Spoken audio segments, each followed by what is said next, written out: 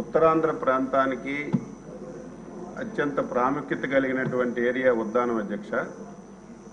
ఉద్దానం అంతా కూడా జీడి కొబ్బరి రైతులు ఎక్కువగా పంటలు పండిస్తున్నారు. దురదృష్టవశాత్తు 2018వ సంవత్సరంలో తిత్లీ తుఫాన్ వచ్చింది అధ్యక్ష. మొత్తం ఎంటైర్ ఉద్దానం అంతా కూడా చెట్లు, జీడి చెట్లు కానీ కొబ్బరి చెట్లు కానీ అన్ని నేలకు పడిపోయాయి. ఆ రోజు ఉన్నటువంటి ముఖ్యమంత్రి చంద్రబాబు నాయుడు గారు 10 రోజులు ఆ ప్రాంతంలో ఉండి ఏవైతే పడిపోయే చెట్లన్నీ కూడా తీసి బయటికి పంపించి కొత్త చెట్లు ఇచ్చి మళ్ళీ రైతులకి అన్ని విధాలా ఆ రోజు సహాయం అందించాం అధ్యక్ష. రైతులు కూడా కష్టపడ్డారు, మళ్ళీ ప్రాఫిట్ పొందాలని చెప్పి అనేక ప్రయత్నాలు చేశారు. దురదృష్టం ఏమిటంటే గత 5 సంవత్సరాలు ఏ శాఖ చూసినా ఏమున్నదన్నట్టుగా మొత్తం ఈ రాష్ట్రంలో ఏదైతే అత్యంత ప్రాధాన్యత కలిగినటువంటి శాఖలన్నింటికీ పూర్తిగా తాళం వేయడం వల్ల ఈరోజు ఈ కష్టాలన్నీ కూడా వచ్చాయి అధ్యక్ష. ఈరోజు 2014-19 ప్రభుత్వం ప్రోత్సాహం ఇవ్వడం వల్ల ఆ రోజు జీడికి 15 వరకు ధర వచ్చేది అధ్యక్ష. ఎప్పుడైతే 2019లో ఆ సబ్జెక్టు గురించి మాట్లాడటమే మానేశారు, దాని మీద కనీసమైనటువంటి దృష్టి పెట్టలేదు. ఎక్కడి నుంచి ప్రభుత్వం ప్రోత్సాహాలు ఇవ్వాలో, వారికి ఏ విధంగా సహాయం ఇవ్వాలో, మార్కెటింగ్ ఏ విధంగా చేయాలో కనీసం సలహాలు ఇవ్వకపోవడం వల్ల 2019కి 15,000 ఉన్నటువంటి క్వింటాల్ ధర 2024-19 మధ్యన అధ్యక్ష 5,000కి 6,000కి పడిపోయింది. చాలా ప్రయత్నాలు చేశాం, ధర్నాలు చేశాం, కానీ పట్టించుకున్నటువంటి దాఖలాలు లేవు. మళ్ళీ గవర్నమెంట్ వచ్చిన తర్వాత మేము దాని మీద మాట్లాడడం ప్రారంభించాం. ఎంతవరకు మనం సహాయం చేయగలమో సహాయం చేసిన వల్ల మళ్ళీ రోజు గర్వపడుతున్నాం. మళ్ళీ 15,000 రూపాయలకి క్వింటాల్ ధర వచ్చింది. అయితే గౌరవ సభ్యురాలు శిరీష గారు అడిగారు, ఒకరోజు పెరుగుతుంది ఒకరోజు తగ్గుతుంది, దీనికి స్థిరమైనటువంటి ధర కల్పించవలసినటువంటి అవసరం ఉంది. అయితే ఇది కేంద్ర ప్రభుత్వం చేయాలి కాబట్టి నేను మంత్రిగా బాధ్యతలు తీసుకున్న తర్వాత దీని ధరని మీరు నిర్ణయించాలని చెప్పి కేంద్ర ప్రభుత్వానికి లేఖ రాశాం. ముఖ్యమంత్రి గారు కూడా ప్రయత్నం చేస్తున్నా తప్పనిసరిగా ఏదైతే జీడి మామిడికి మద్దతు ధర ప్రకటించడానికి మా వంతు ప్రయత్నాలు చేస్తాం అధ్యక్ష. రైతుకి ఏ విధంగా ఆదాయం పెంపొందించాలని చెప్పి ఆలోచిస్తున్నాం అధ్యక్ష.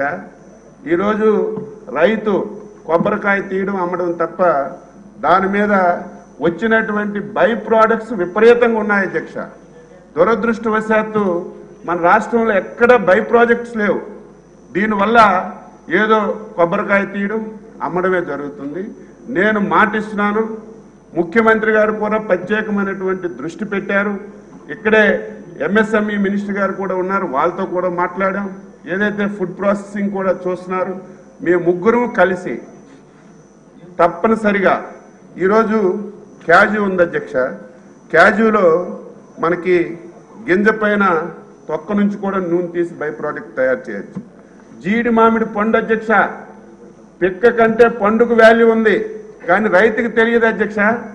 ఆ ప్రాంతానికి వెళ్ళి చెట్ల కింద చూస్తే జీడి పళ్ళన్నీ కుప్పలు కుప్పలుగా కిందే పడి ఉంటాయి, కానీ దాన్ని మనం బై ప్రోడక్ట్గా తయారు చేస్తే పిక్క కంటే పండు మీద ఎక్కువ ఆదాయం వస్తుంది అధ్యక్ష. కానీ దాన్ని ఎవరు గుర్తించలేదు.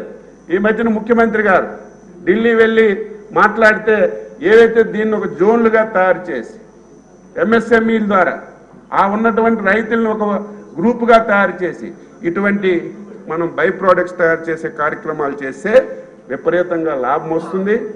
ముఖ్యమంత్రి గారు ఒక నమ్మకంతో నాకు ఆ బాధ్యత తప్పచెప్పారు.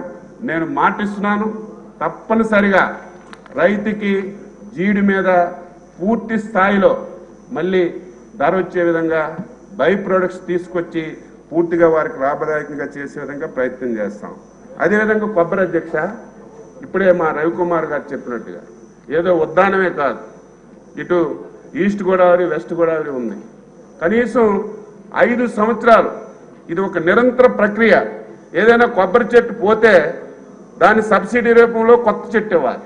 ఒక జీడి చెట్టు పోతే సబ్సిడీ రూపంలో కొత్త చెట్టు ఇచ్చి ఎప్పటికప్పుడు చెట్లు మార్పిడి జరగాలి అధ్యక్ష.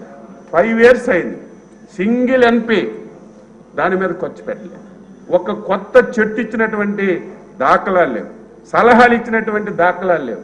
మళ్ళీ దీన్ని రివైవ్ చేయాలి, కొత్త చెట్లు ఇస్తాం, మళ్ళీ రీప్లాంటేషన్ కూడా టైం టు టైం చేసి మళ్ళీ దీన్ని లాభసాటిగా చేయడానికి ప్రయత్నం చేస్తాం. రెండవది, మొన్ననే ఈ నెలలోనే గౌరవ ముఖ్యమంత్రి గారు ఉద్దానం ప్రాంతానికి వెళ్ళాము అధ్యక్ష.